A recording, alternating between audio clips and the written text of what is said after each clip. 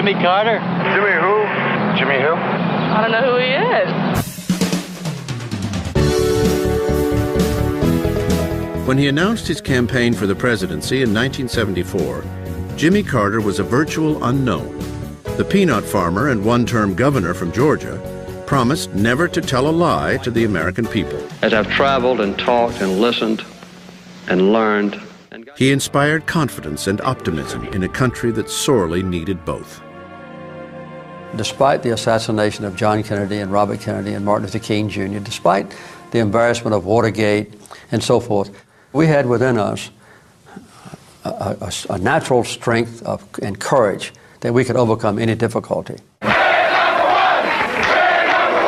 What Carter was selling in '76 was that I'm an outsider, that I wasn't part of the dramatic events of the '60s. He said his name was Jimmy Carter, and he was running for president. Carter ran his campaign out of an old train depot in his hometown of Plains, Georgia. The imagery was hokey and homespun, and it worked. Number 39, Jimmy Carter, Democrat, 1977 to 1981, 52 years old, from Georgia. Will you place your left hand on the Bible and raise your right hand and repeat after me? From the start, Jimmy Carter wanted to be a different kind of president. After taking the oath of office, he walked the inaugural parade route from the Capitol to the White House, just as Thomas Jefferson had done in 1801. It was a wonderful political gesture at the inauguration because it demonstrated what the president should always demonstrate, and that's humility. Carter's family was always a visible part of his presidency. Daughter Amy had her own treehouse on the White House grounds, and hard-drinking brother Billy made headlines pitching Billy beer. Jimmy Carter enjoyed softball and jogging. He was a graduate of the U.S. Naval Academy and served in the pioneering nuclear submarine program. He was tenacious, virtuous, and smart. Raised a Southern Baptist, he was a deeply religious man whose Secret Service code name was Deacon. He was a man of great faith, a truly good man. He said what he felt. I think he tried to do what was right by his standards, his Christian standards, in every instance. That doesn't always work in this city. Carter was seen in Washington as something of a weirdo because people in Washington were not used to presidents with deeply sincere religious beliefs. Well, we're going to meet our goal to cut that down to 21%. Carter approached the job of president with the same Protestant work ethic that had served him well throughout his life. He micromanaged the White House agenda, spending long hours scouring over briefing books and memos. Jimmy Carter digested memos like the rest of us do hot dogs or something. He scooped them up and he ate them. For President Carter, the Oval Office would prove to be a crucible where high ideals were challenged and often withered under the heat of political realities. He found the political games of Washington unsavory, and he mostly refused to play them. You've got to get along with those politicians. You got to get along with that House. You got to get along with that Senate. And he just didn't do it. He would not play that game. I thought that Jimmy Carter was someone who was very idealistic, wanted to do the right thing, but I felt like he never had the kind of pragmatic political sense that you need in order to negotiate the power centers that you have to negotiate in Washington if you're going to get anything done. Carter's political reticence handicapped his domestic initiatives, although he did change the face of the presidential cabinet, adding posts for energy and education. It was on the world scene where he truly made his mark. He will go down in history as the president who made human rights central to his foreign policy. In the past, we had gone to bed with the military dictatorships all over South America, Latin America, and Central America, and so forth. I decided that we should reverse that policy. Without taking away anything from President Carter's real diplomatic achievements, the flip side of that coin is a certain naivete about the world. Brutal, harsh, menacing. In his best moments, Carter's combination of religious idealism with a tenacity of purpose yielded spectacular results. None was more important than the 1978 Camp David Accords, which Carter personally brokered between Egyptian President Anwar Sadat and Israeli Prime Minister Menachem Begin. Carter took on the role as peacemaker in the Middle East despite strong skepticism from his advisors and the American press. And all those intelligent reporters and press people said, "Oh, come on, it's not going to work, Mr. President. It's, not a good idea, et cetera, et cetera." And Carter proved to be right, and we, as usual, proved to be wrong. Surely Carter enjoyed defying the Washington establishment, but he had a higher purpose in bringing Sadat and Begin to the bargaining table. I've been a Bible teacher since I was 18 years old. I taught Bible lessons at the Naval Academy Chapel when I was a midshipman at Annapolis. I knew the geography of the Holy Land. I knew the ancient histories and the challenges and so forth. So I had an idealistic ambition of seeing if I couldn't bring peace between Israel primarily and Egypt and address simultaneously the problems of the Palestinians. Getting Sadat and Begin to sit down with each other was an achievement in itself, but getting them to agree on anything was a challenge of almost biblical proportions. I found that Begin and Sadat were personally incompatible. The first 3 days, all they did was argue about ancient grievances and made ugly remarks at each other. There's this extraordinary moment when Begin blows up and wants to march out of the cabin and leave Maryland, and Carter puts his hands and blocks them and says, "You're not going. I'm not letting you guys leave until we get a peace accord." It took 13 days, but finally, an exhausted President Carter persuaded Sadat and Begin to agree on a framework for peace. The signing of the Camp David Accords was the high water mark of the Carter years. Within months of that achievement, an energy and economic crisis that had been building throughout the 1970s sent Carter's approval ratings plummeting. Does Jimmy Carter deserve the blame for the stagnant economy? Of course not. But did he do anything to exude consumer confidence? No. There was a perception that this was a good and decent man who was in over his head. The summer of 1979 gave birth to one of the lasting images of the Carter years, Americans waiting in long lines for gasoline. The crucible was beginning to overheat. The erosion of our confidence in the future is threatening to destroy the social and the political fabric of America. The president intended this 1979 Oval Office address to be a national pep talk, but opponents famously dubbed it Carter's malaise speech. Everything he was saying was very true, but American people don't want to be scolded, and if something's going wrong, they don't want to be told they're the cause of it. We hire a president to fix our problems, not to whine about them. As if the economic mess wasn't enough of a cross to bear, Carter was yet to face the most difficult challenge of his presidency. In October of 1979, Islamic militants stormed the American embassy in Iran, keeping 52 Americans as hostages. The taking of the hostages was an enormous shock to the country. To see the American diplomats paraded with blindfolds and all kinds of humiliation was a shock to the American people. Carter resisted calls for a swift military response, preferring the slow path of diplomacy. It was a decision that reawakened the uneasy feeling among many Americans that he was too weak-kneed to be president. But Carter wasn't about to start dropping bombs just to boost his poll numbers. My most difficult decision was not using military force against Iran. I could have destroyed Iran, all its oil fields and so forth, with a military attack. But I thought that in that process, our lives would be endangered or maybe lost. My goal from the very beginning was to bring back every single hostage safe and free. A failed military rescue effort in April 1980 further weakened Carter's image. The 1980 election was held on the one-year anniversary of the taking of the hostages. Amid the avalanche of bad news, Carter lost in a landslide to an optimistic and tough-talking former actor from California, Ronald Reagan.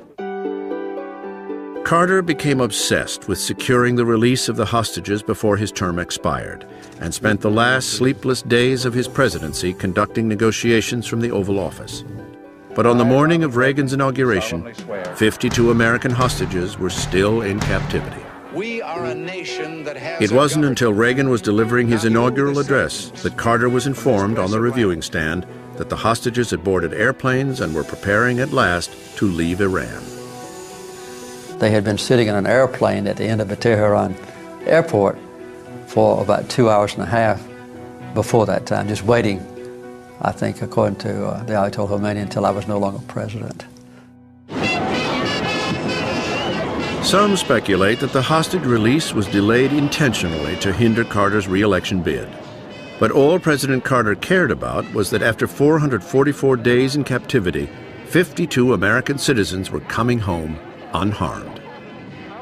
I was euphoric with joy and thanksgiving, and thank God for answering my 14 months of prayers. I don't think I have ever had a more happy and joyous moment in my life than to know that finally the hostages were coming home.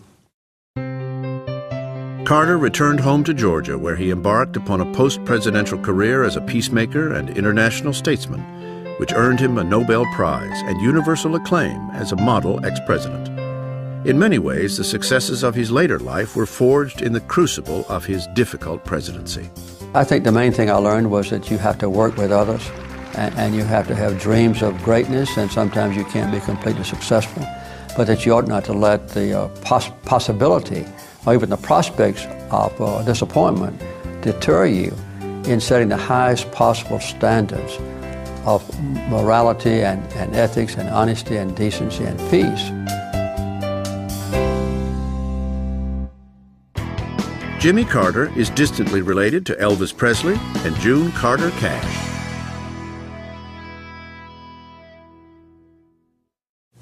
All right, quiet on the set. In 1980, former movie actor Ronald Reagan swept his way to the presidency, beating incumbent Jimmy Carter in 44 states. Coming on the heels of the bad news-laden Carter administration, Reagan's flag-draped conservative rhetoric had a strong popular appeal. Ronald Reagan was indeed that patriotic, did indeed have that view of America as something out of a 1930s movie. Number 40, Ronald Reagan, Republican, 1981 to 1989, 69 years old, from California. So far, Ronald Reagan is the oldest president ever to be elected, and even to those who served on his staff, he's one of the most unlikely. I always assumed that the brightest person made the best leader. And Reagan was not the brightest person in the country, but he was a terrific leader. Reagan enjoyed his time in the Oval Office, whether feeding the White House squirrels or sharing a weekly Mexican lunch with Vice President George Bush. Reagan's First Lady, Nancy, had great influence over him, sometimes planning his appointments based on advice from her astrologer.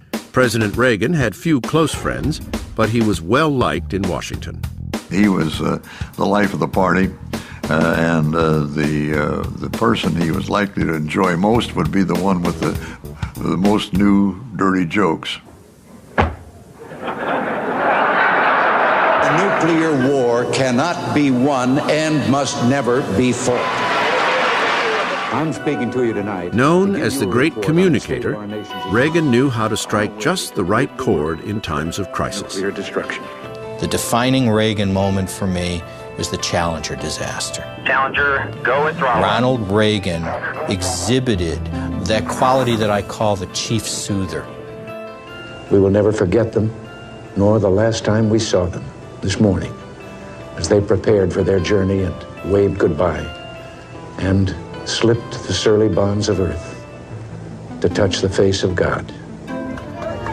Even when he faced down the bullet of a would-be assassin, Reagan projected a calm that reassured the country. When I saw all those doctors around me, too, I said, I hope they were all Republicans.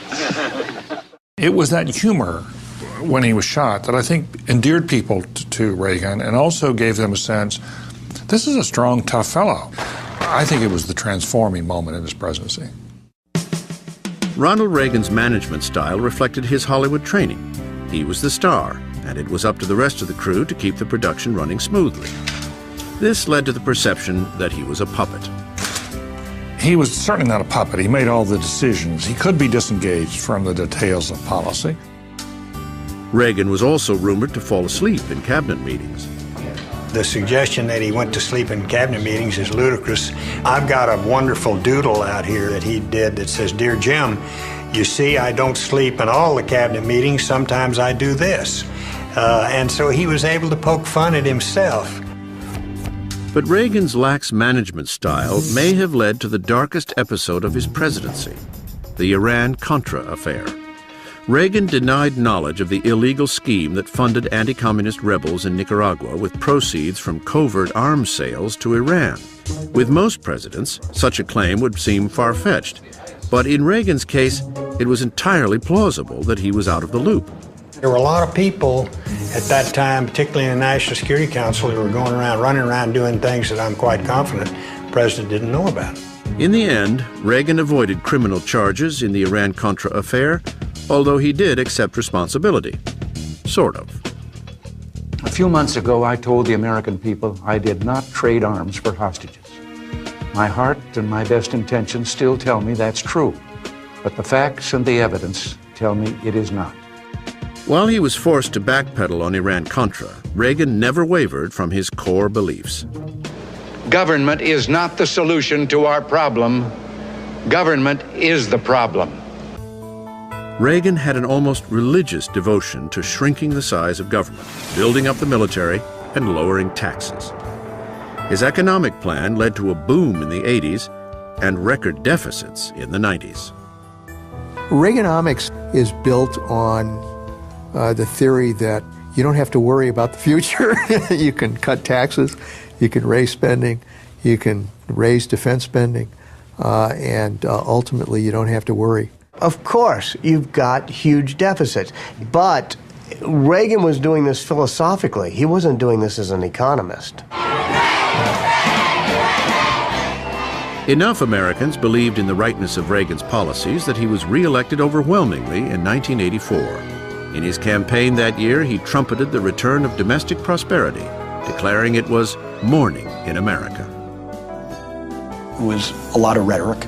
It's the notion that you wave the flag and celebrate American virtues and turn a blind eye to failings.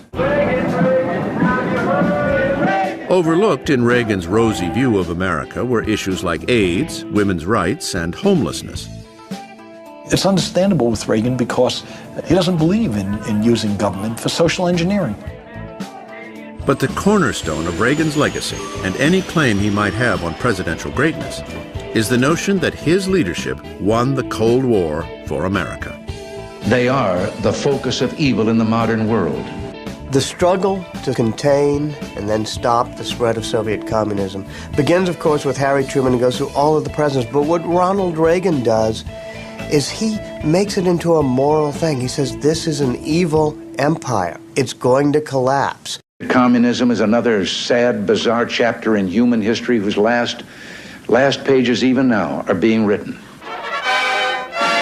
Using his strong rhetoric as political cover, Reagan was able to take a softer approach with his Soviet counterpart when the opportunity presented itself.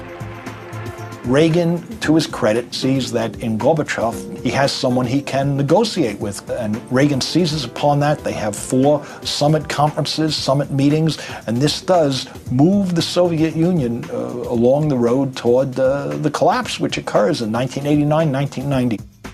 When Reagan went to Geneva for the first of his summits with Gorbachev, aides were worried that the president would be overmatched by the more detail-oriented Soviet leader. Gorbachev, a former engineer, was reputed to be a master of the intricacies of geopolitics and weapons systems. But they became fast friends. They met in Geneva, 4 hours of talks. And I finally got nerve up to ask Reagan one time at a little private dinner. I said, you know, you weren't a detail man. I said, how'd this happen? I remember Reagan looked at me, he said, oh, Hugh, he said, he didn't know any of that stuff either. In 1983, Reagan unveiled what was to be one of the most bizarre presidential initiatives of all time. Let me share with you a vision of the future which offers hope. It is that we embark on a program to counter the awesome Soviet missile threat with measures that are defensive.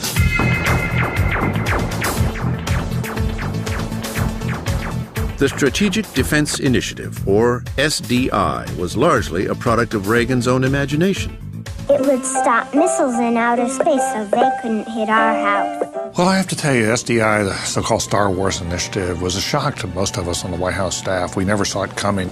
And it was Reagan being Reagan. It was something he wanted to do, and he didn't want to staff it out.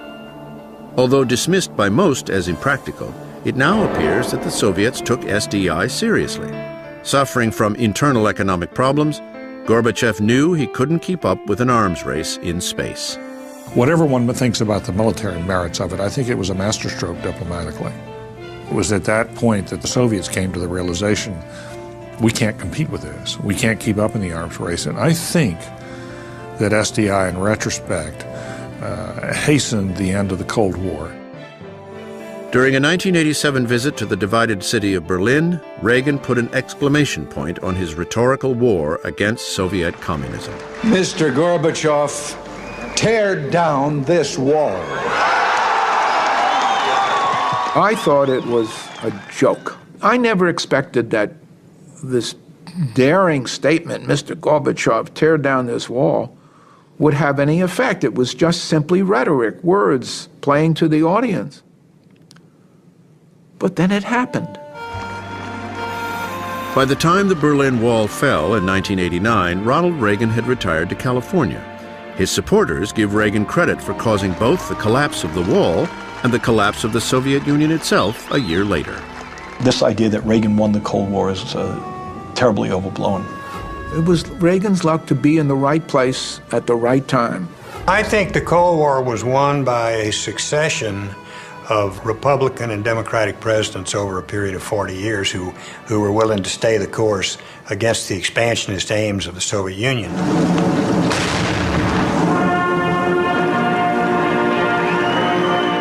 When Ronald Reagan died in June of 2004, he was eulogized as one of the greatest presidents of all time, and some wondered if there was room for one more face on Mount Rushmore.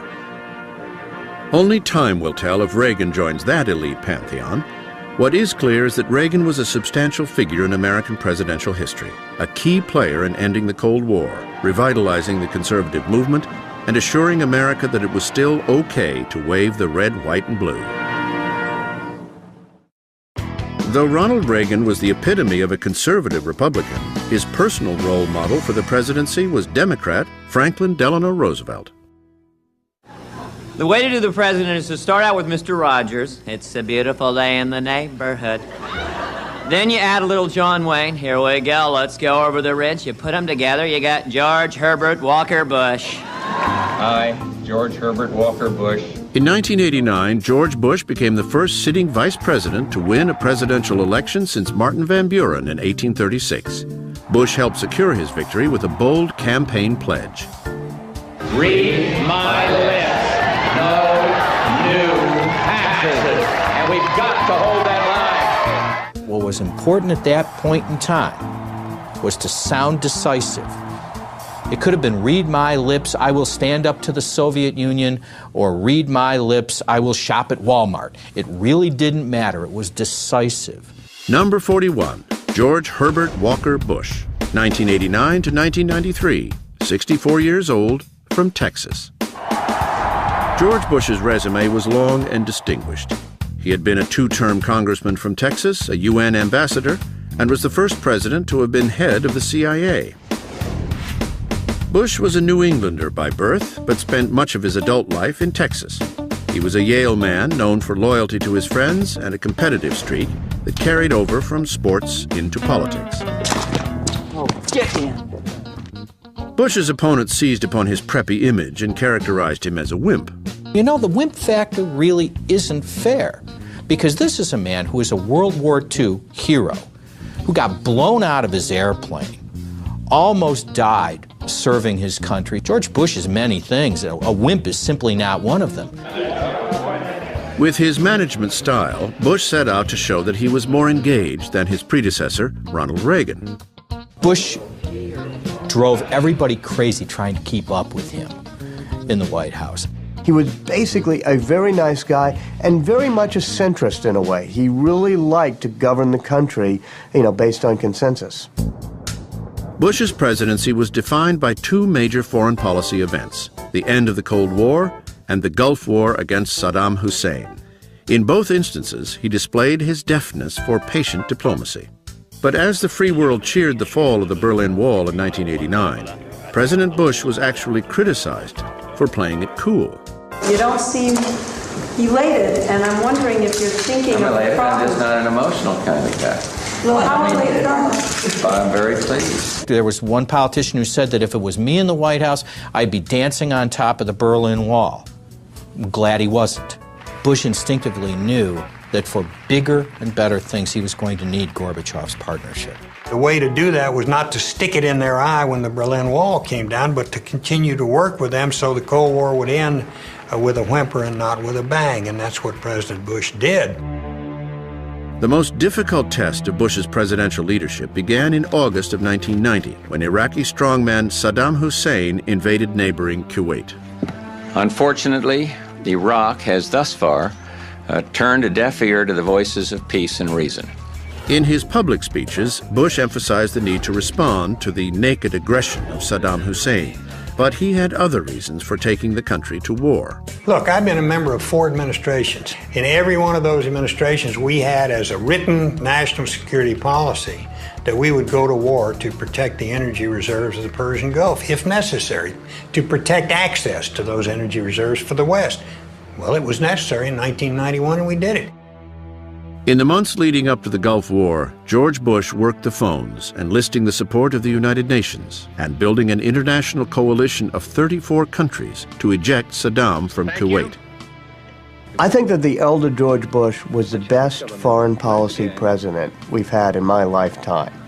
He realized it would be wrong and counterproductive for America to try to do the invasion and be responsible for its aftermath without the support not only of our European allies, but of Arab nations in the region. And it was that type of foreign policy, that ability to be an internationalist and to care about other nations and allies, that really set the elder George Bush apart. We are not here on some exercise. This is a real-world situation. And we're not walking away until our mission is done, until the invader is out of Kuwait. After 5.5 weeks of aerial bombardment, the ground war began. Within hours, the Iraqi army was in full retreat from Kuwait, and soldiers were surrendering en masse. Bush now had an opportunity to send troops into Baghdad to topple Saddam's regime, but instead he declared it was mission accomplished. Leaving Saddam in power was a controversial decision, but one about which Bush had no doubts. Taking Saddam out of power was never one of George Bush's stated war aims. The stated war aim was getting him out of Kuwait. We tried to get him, of course, during the war, because he was the leader of the Iraqi armed forces. That would have been perfectly legitimate. To get him after the war, we would have had to occupy Iraq, go all the way to Baghdad, and we see today that was not a particularly attractive choice. After the war, Bush's approval ratings soared to 84%. Re-election in 1992 seemed likely. But the deficit spawned by the Reagan years had forced the president to renege on his famous campaign pledge and agree to raise taxes. Bush betrayed our trust. He raised our taxes. It may have cost him the election, but it was probably good for the country. I think one of the great things George Bush did is to go back on that pledge and to make the compromises necessary with the Democratic leadership on Capitol Hill to get us a little bit closer to the path of a balanced budget. That worked, and that helped set the stage for the great economic growth of the 1990s. Unseated by the charismatic Bill Clinton, President Bush left behind a legacy of political moderation. In the end, he proved to be an able, behind-the-scenes operator and skilled diplomat, but an inadequate salesman of his ideas and policies. In 1974, George Bush, as chairman of the Republican National Committee, formally asked Richard Nixon to resign. They have had the White House so long that they've run out of energy, run out of ideas, run out of direction, and they ought to be run out of town, and with your help we can. Bill Clinton was the first rock and roll president. The saxophone-playing governor from Arkansas had run a youthful campaign.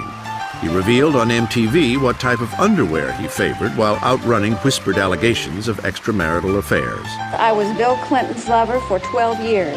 There is a school of thought that Bill Clinton really wanted to be a rock star, but he'd settle for being president of the United States if he could live like a rock star. Number 42, Bill Clinton, Democrat, 1993 to 2001, 46 years old, from Arkansas.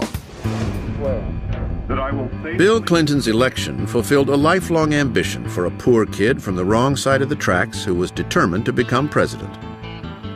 As a politician, he was a natural. Clinton was the most seductive and charming person I've ever seen in national politics. He could be in a room of 100 people and make each person he talked to feel like he was directly boring into that person's soul. He's famous for his handshake. It's not just a handshake. He grabs your hand and then his other hand moves up your arm, and pretty soon he's enfolded you in a giant embrace. He was just kind of all-embracing bear of a man. Clinton was a Yale Law School graduate and a Rhodes Scholar. His empathy, captured in the catchphrase, "I feel your pain," was legendary. So was his appetite for junk food. How is that? I haven't eaten it yet. I'm eating an apple fritter right now.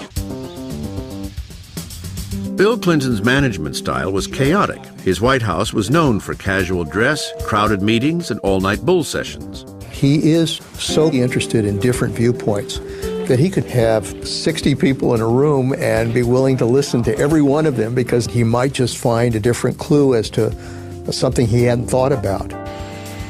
One viewpoint Clinton clearly valued was his first ladies. Hillary Clinton was the first presidential spouse to have an office in the West Wing. And to some members of the staff, it seemed like there were two presidents.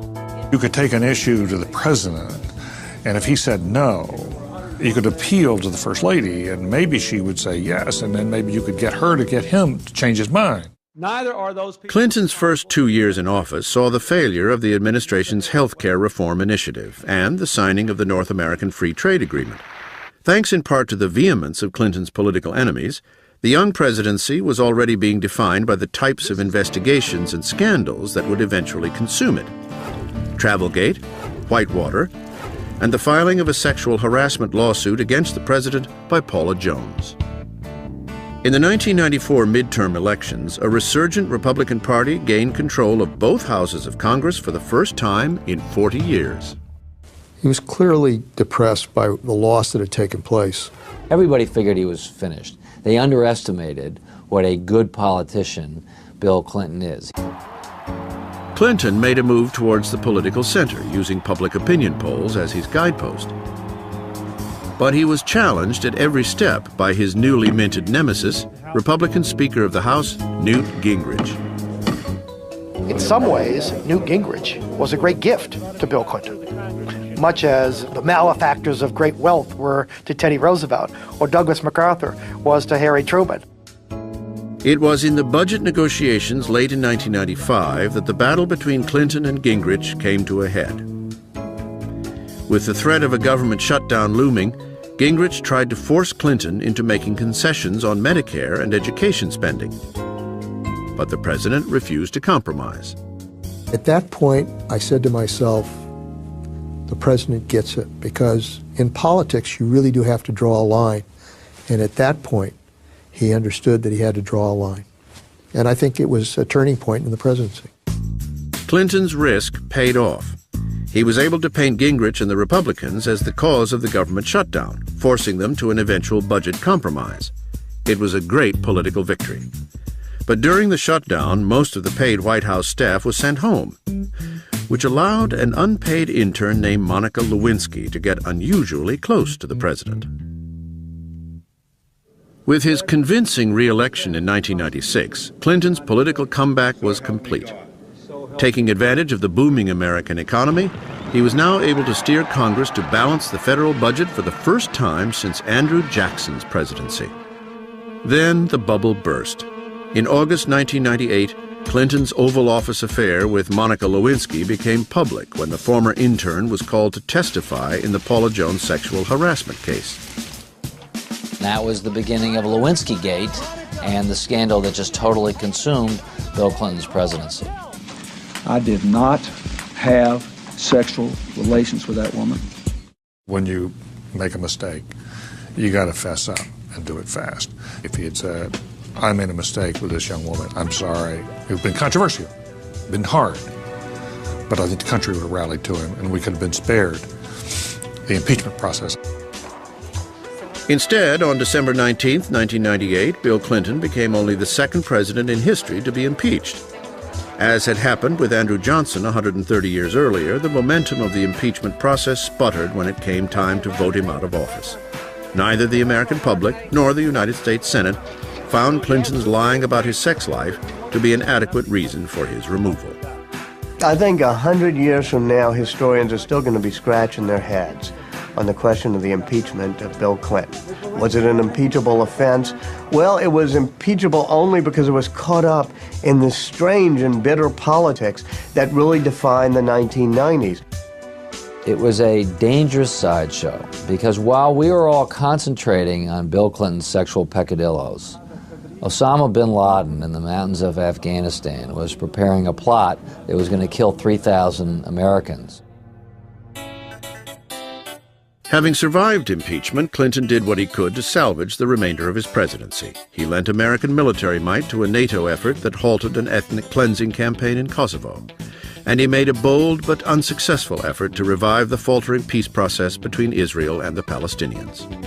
By the time he left office, Bill Clinton had presided over the longest economic expansion in American history, yet his legacy will always be clouded by his impeachment. You're not going to have kids queuing up in Little Rock at his presidential library to see the NAFTA pen under glass. People look for drama in history, and the great drama of the Clinton years, unfortunately, was his impeachment problem and the Lewinsky scandal, and that's what he has to live with. During the 1994 baseball strike, President Bill Clinton ordered representatives of the players and owners to meet and resolve the strike. Both sides ignored the presidential order. The 2000 election between Al Gore and George W. Bush seemed like it would never end.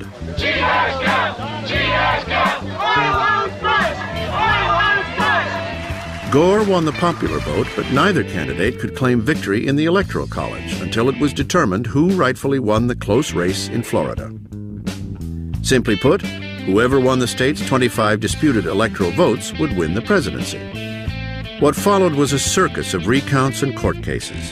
The affair was settled more than a month after Election Day with a seemingly partisan 5-4 Supreme Court decision that halted the recounts and handed the election to Bush. For the son of the 41st president, it was time to unify the country. I think the expectation, at least in the press, was that because Bush had won so narrowly, he would be a fairly moderate figure. People like me who guessed that guessed wrong. Number 43, George W. Bush, Republican, first elected in 2000, 53 years old, from Texas. When he was elected, George W. Bush joined John Quincy Adams as the only presidential son to win the White House. The younger George Bush was more conservative than his father, but shared some similarities in his worldview. Both Bushes see the world in good guy, bad guy mentality. Both Bushes see Saddam Hussein as evil. Both Bushes see the forces of the United States as the good force. And both Bushes have taken policy steps to ensure that good would triumph over evil. It's a part of their makeup. George W. Bush was a former prep school cheerleader who embraced the cowboy ethic of his Texas home. As a leader, he sometimes came across as the national sheriff. And so long as I'm the president of this country, we're going to chase them down one by one to make sure the American homeland is secure. A graduate of Yale and Harvard Business School and the former governor of Texas, Bush nevertheless portrayed himself as an outsider who disdained the elites. His inarticulate speaking style led many to question his intelligence. A report came out of the IAEA that they were 6 months away from developing a weapon. His intelligence is an emotional intelligence. He can look at people, he can size them up pretty quickly, he can get to the heart of what they're like, and tend to know how to judge them. That's a pretty useful attribute in a politician and a useful one in the president. It would be nice if it were combined with some depth of reflection and some nuance and some curiosity and intellectual curiosity and rigor about the issues. Despite his lack of curiosity for the details, Bush is one of the most decisive presidents in history, and he runs a tight ship. In the Clinton White House, everything ran late, including the president. In the Bush White House, everything is on time and is considered to be rude and unacceptable if you're late for a meeting. You come dressed in your suit, you make it brief, you salute the commander-in-chief, and then you go. It's a very rigorous, orderly process. Bush may very well have enjoyed a leisurely presidency if not for the terrorist attacks of September 11th, 2001. Freedom itself was attacked this morning by a faceless coward, and freedom will be defended. This president's had 2 inaugurations.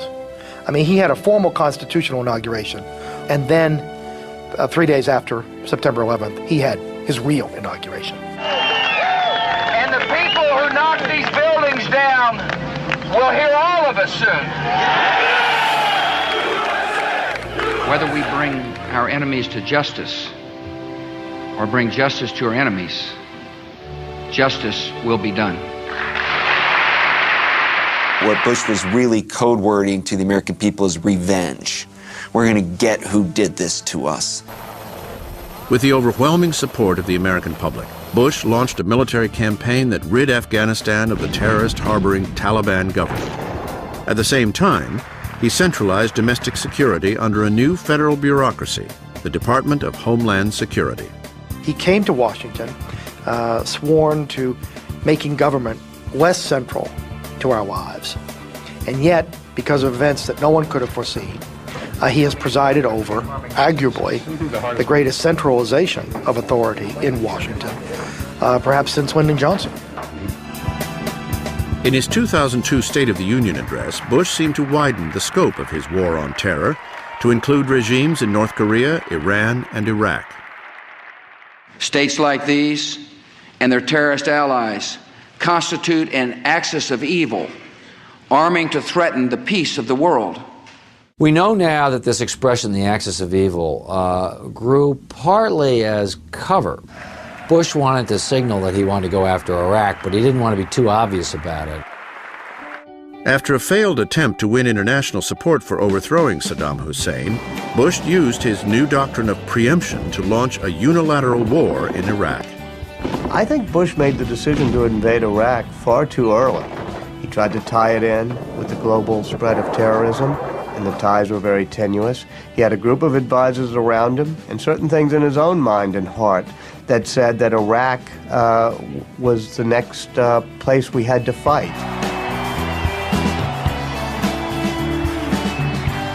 In 2004, George W. Bush avoided the fate of his father when he was re-elected to a second term. It's still too soon for historians to assess his presidency. We do know this, though, that it is an important presidency. And that's more than we know about many presidencies. The walls of the White House bear witness to the storied history of the American presidency. Men from all parts of the country and all walks of life each took on the office with high hopes and pledged to lead the country to the best of his ability.